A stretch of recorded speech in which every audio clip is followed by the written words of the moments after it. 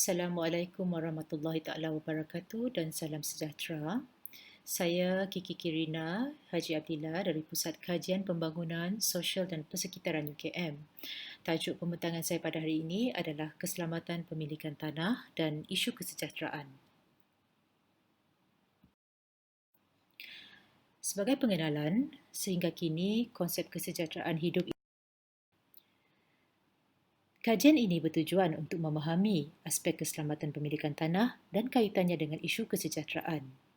Dari segi metod kajian, data-data keperpustakaan berkaitan kajian dianalisis dengan menggunakan kaedah analisis kandungan. Bagi memahami keselamatan pemilikan tanah dan kaitannya dengan isu kesejahteraan, beberapa konteks konseptual akan dihuraikan.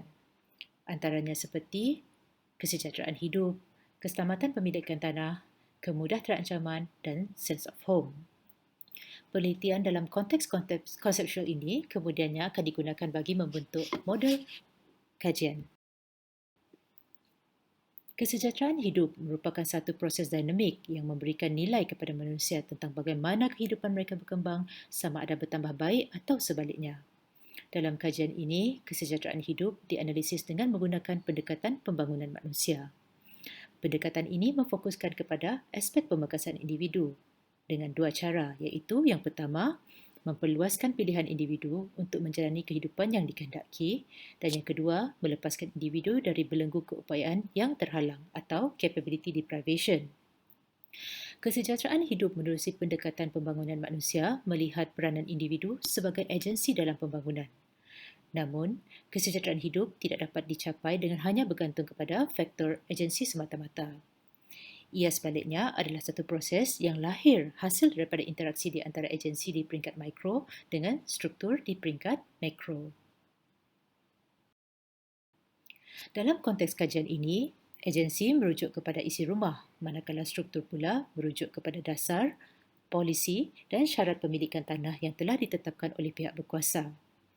Justru, aspek pemegasan agensi yang menyumbang kepada isu kesejahteraan isi rumah dalam kajian ini dilihat dari segi keupayaan isi rumah untuk melakukan tiga perkara, iaitu yang pertama, mengolah aset perumahan bagi menangani keadaan kemudahan terancaman, yang kedua, menjalani proses homemaking secara bermakna, dan yang ketiga, membuat pilihan berhubung jenis pemilikan tanah. Dan ketiga-tiga aspek ini adalah bergantung kepada dasar, polisi dan syarat pemilikan tanah yang telah ditetapkan oleh pihak berkuasa. Keselamatan pemilikan tanah merujuk kepada hak individu atau sesuatu kumpulan untuk mendapatkan perlindungan dari pihak berkuasa terhadap sebarang bentuk tindakan pengusiran. Ini termasuk pemindahan secara kekal atau sementara yang bertentangan dengan kehendak individu daripada tanah atau rumah yang diduduki tanpa peruntukan atau akses kepada undang-undang dan perlindungan lain yang diiktiraf di peringkat antarabangsa. Menurut Kaduf, keselamatan pemilikan tanah bersifat psikologikal dan fakta. Dari segi fakta, ia merujuk kepada persetujuan di antara individu atau kumpulan terhadap segala aspek melibatkan tanah atau kediaman yang diurus tadbir atau dikawal oleh satu bentuk kerangka undang-undang, sama ada statutory atau adat. Dari segi psikologikal pula, ia merujuk kepada persepsi individu terhadap risiko terdedahannya kepada tindakan pengusiran oleh pihak berkuasa atau pihak ketiga. Terdapat dua isu utama yang sering diperdebatkan dalam konteks keselamatan pemilikan tanah, iaitu keupayaan individu atau isi rumah menangani situasi kemudahan terancaman dan pengujudan sense of home.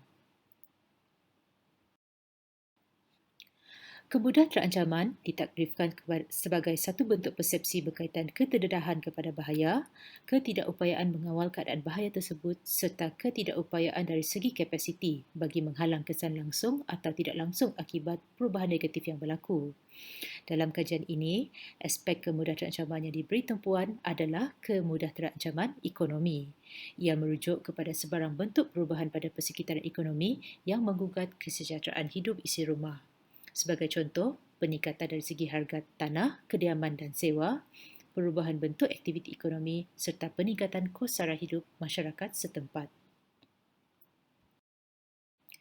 Sense of home pula merujuk kepada perasaan lega, selesa dan sejahtera yang dirasai oleh seseorang individu dengan menjadikan kediaman dan kawasan sekitarnya sebagai tempat yang mampu membekalkannya dengan rasa keterjaminan dan rasa selamat.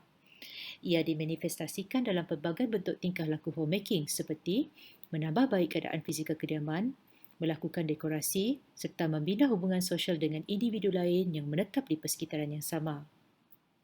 Tindakan ini adalah cerminan kesejahteraan hidup yang wujud hasil daripada keupayaan individu menjalani proses homemaking yang bermakna. Homemaking adalah satu proses yang melibatkan aktiviti penciptaan dan pengurusan ruang. Pewujudan sense of home pula adalah objektif utama dalam proses homemaking.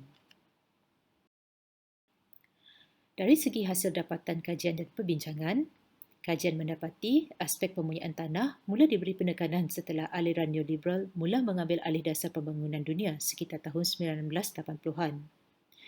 Pada waktu tersebut, tanah dilihat sebagai faktor penting bagi membolehkan isi rumah terlibat secara inklusif ke dalam sistem ekonomi formal dan mengaut lebih banyak faedah daripada aktiviti pasaran. Namun, program formalisasi pertempatan dan pemberian dokumen hak milik telah mendatangkan pelbagai kesan negatif kepada aspek sosioekonomi masyarakat di negara sedang membangun. Sebagai contoh, ia telah menyukarkan akses kepada tanah dalam kalangan golongan berpendapatan rendah. Ia telah menyebabkan berlaku pemindahan penduduk asal akibat tindakan pengambil alihan tanah oleh golongan kapitalis hartanah.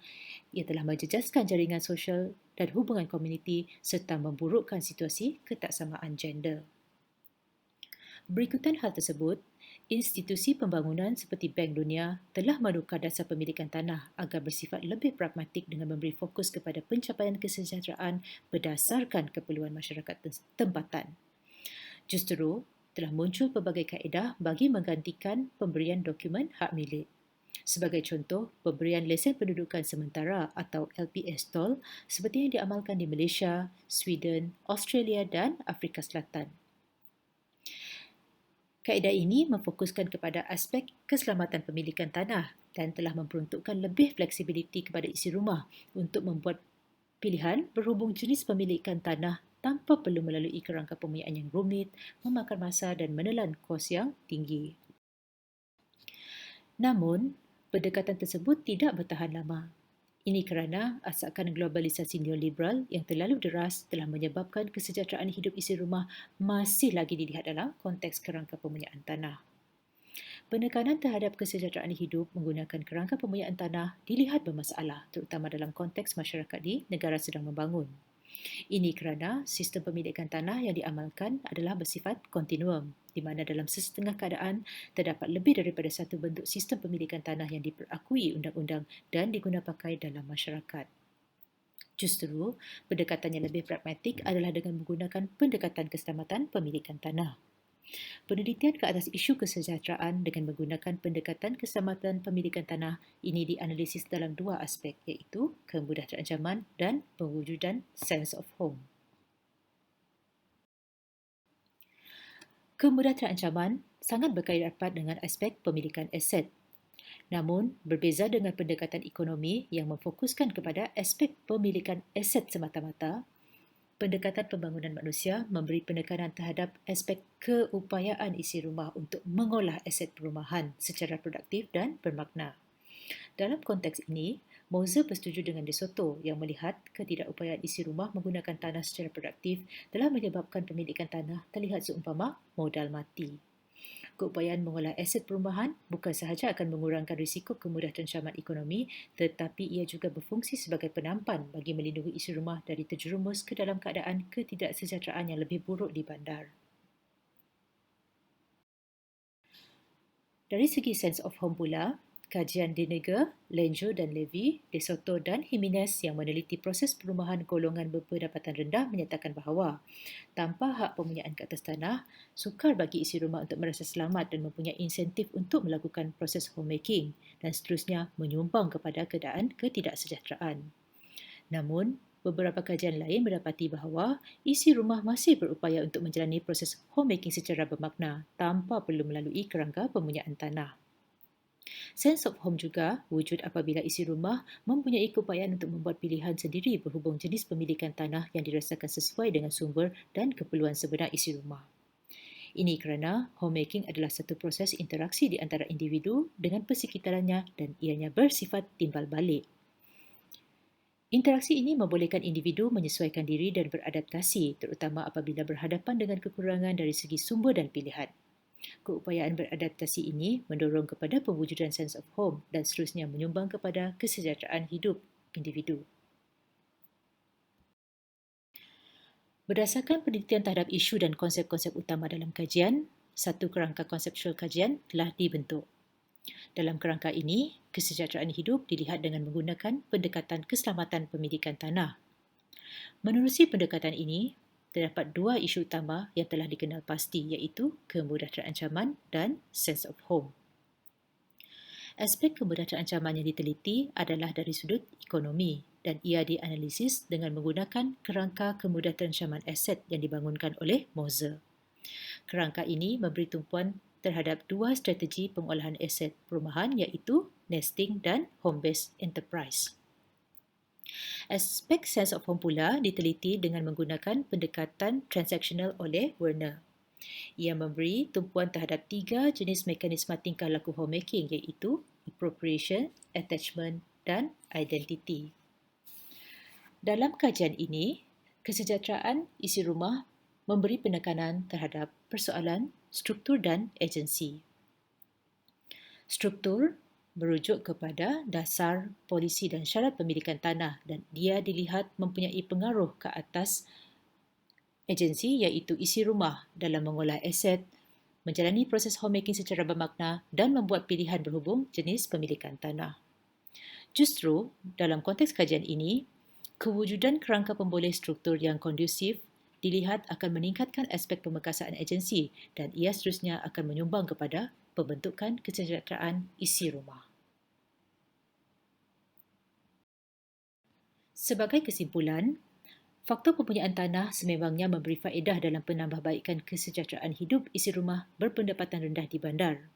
Namun, penggunaan petunjuk ekonomi sebagai satu-satunya alat pengukur kesejahteraan dilihat kurang tepat kerana kesejahteraan hidup adalah satu konsep yang bersifat subjektif dan kontekstual. Ini terutama dalam konteks negara sedang membangun, di mana terdapat pelbagai jenis sistem pemilikan tanah yang diperakui undang-undang dan diguna pakai dalam masyarakat dalam satu-satu masa. Oleh yang demikian, kefahaman tentang konsep kesejahteraan hidup memerlukan pendekatan bersifat kemanusiaan dan ianya harus diungkap dari perspektif individu yang terlibat. Ini penting bagi membolehkan sebarang bentuk dasar, polisi atau program yang dirangka sesuai dengan matlamat pembangunan yang berfokuskan kepada pencapaian kesejahteraan hidup masyarakat. Sekian, terima kasih.